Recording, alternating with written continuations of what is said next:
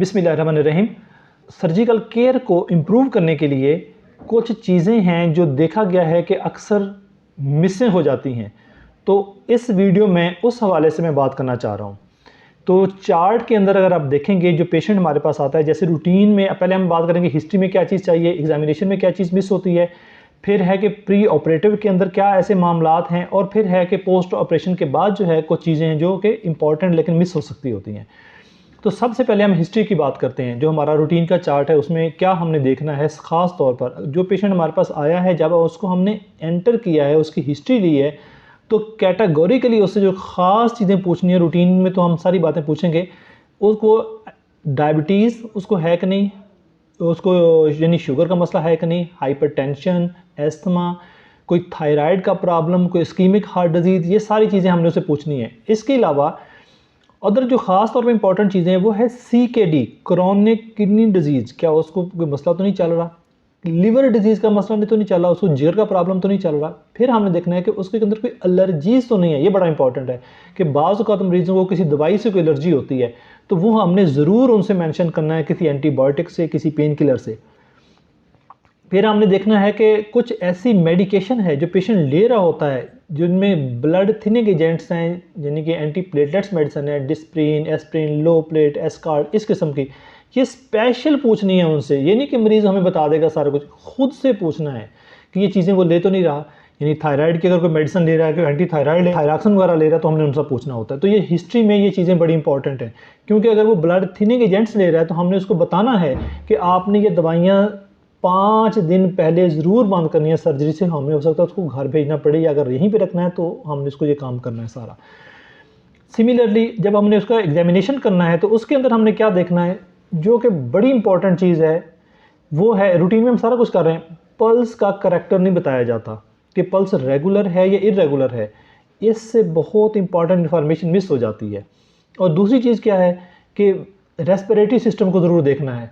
तो आम तौर पर वो वार्ड के अंदर ही बैठ के चार्ट को फिल कर लिया जाता है पेशेंट को देखे बगैर, तो इसलिए वो चीज़ें मिस हो जाती हैं कि वेजिकुलर ब्रीदिंग है, कोई एडेड साउंड और नहीं आ रही, क्योंकि बच्चों के अंदर सिर्फ HB अगर ठीक है और उनको रेस्पिरेटरी प्रॉब्लम नहीं है तो पेशेंट ऑपरेट होता है। अगर उसके अंदर रेस्पिरेटरी प्रॉब्लम आता है या HB कम है तो पेशेंट पोस्टपोन हो जाता है। तो ये छोटी सी चीज़ के ऊपर ही आप खुद ही असेस कर लेंगे, एनेस्थीसिया वालों को इन्वॉल्व करने की ज़रूरत नहीं है कि पेशेंट ऑपरेट हो सकता है या इसको हमने भेज देना है।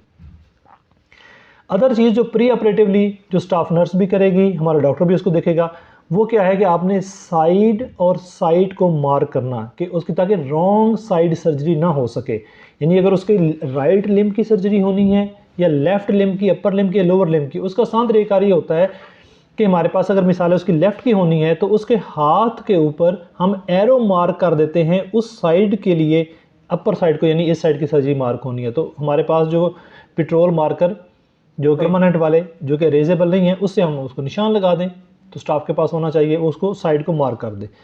दूसरी चीज़ क्या है कि कुछ मेडिकेशन हैं, प्री मेडिकेशन होती हैं जो हमने पेशेंट की कुछ बंद करनी होती हैं और कुछ देनी होती हैं। जो बंद करनी है उसमें क्या होती है कि यही हमने प्लेटलेट की जो बात की, anti platelet medicine, Disprin, aspirin, low plate, Ascard type, ये सारी बंद करनी होती हैं। फिर है कि उसकी जो हाइपरटेंशन है, इसकी दवाई वो लेगा, लेकिन जो शुगर के लिए है, अगर वो मेडिसिन ले रहा है शुगर के लिए, तो उसने रात को अपनी दवाई ले लेनी है, लेकिन जब सुबह सर्जरी के लिए जाना है तो सुबह उससे पहले उसने, शुगर वाले मरीज़ ने कोई दवाई नहीं खानी, लेकिन ब्लड प्रेशर की दवाई वो 2 घूंट पानी के साथ सुबह 6 बजे, यानी 8 बजे अगर सर्जरी होनी है तो सुबह 6 बजे वो लेगा उसके साथ। ऐसे ही जो उसकी थायराइड की मेडिसिन है को वो थायरॉक्सिन वगैरह ले रहा है तो वो भी मिस नहीं करनी, वो भी उसने लेनी होती है। तो ये प्री मेडिकेशन को ज़रूर देखना है।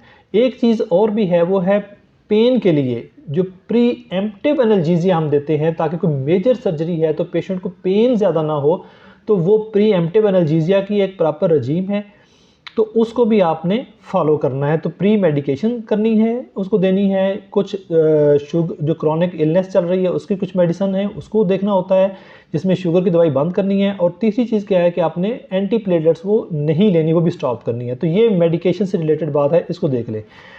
फिर पोस्ट ऑपरेटिवली हमने क्या देखना है, उसमें हमने जब पेशेंट आ जाता है, रूटीन में हम क्या है उसका तमाम वाइटल्स देखते हैं, उसकी ड्रेन में कितना आया है, उसकी जो ड्रेसिंग हुई है वो सोक तो नहीं है, तो ऑक्सीजन सेचुरेशन देखते हैं, ये सारा कुछ आपने नोट करते हैं, हर सर्जरी में होता है। आर्थोपेडिक वाइड क्या इंपॉर्टेंट है, लिम्ब की पोजीशन क्या है, ये बड़ा इंपॉर्टेंट है हमारे लिए। मिसाल अगर आपने हिप रिप्लेसमेंट की हुई है, अगर उसकी लिम्ब की पोजीशन ही ऐसे है कि पेशेंट बहुत ज़्यादा फ्लेक्स करके बैठा हुआ है, अपने पेन को ख़त्म करने के लिए पेशेंट फ्लेक्स कर लेता है हिप को, तो उसका जॉइंट डिसलोकेट हो सकता है, बहुत ज़्यादा अडक्ट कर लेता है।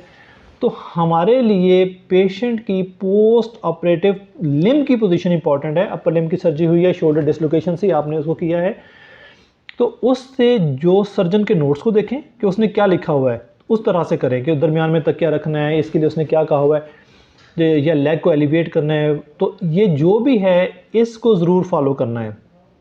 फिर ड्रेन की पोजीशन भी अकॉर्डिंगली होती है, ड्रेन को ज़रूर देखना होता है, वो हर सर्जरी में एक किंक तो नहीं हुई प्रॉपर। अगर आपने पीछे से निकाली है तो वो पीछे से निकलनी चाहिए, अगर इधर से निकली हुई है तो वो नीचे लेग की तरफ से डाउन आए, ताकि कहीं किंकिंग ना हो और उसमें प्रॉपर वो फ्लूइड आए। फिर एक और चीज़ जो है कि बायोप्सी के लिए या कल्चर के लिए कोई चीज़ अगर भेजी गई है तो नोट्सों में देख लें कि उसको वो आप उसके अकॉर्डिंगली उसको भेज दें, वो आपके पास यहाँ पड़ी ना रहे, मेक श्योर कर लें।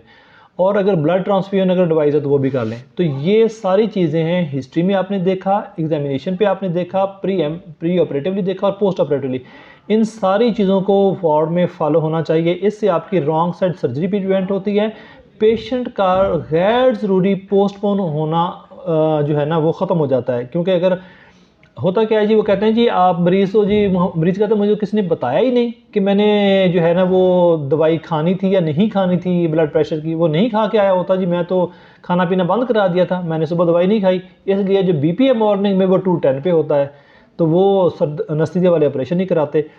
तो अगर इन SOPs को हम रेगुलरली फॉलो करें, इंशाल्लाह हमारे पेशेंट की केयर, सर्जिकल केयर और इम्प्रूव होगी और पेशेंट का पोस्टपोन होने वाला जो काम है वो कम हो जाएगा। Thank you very much.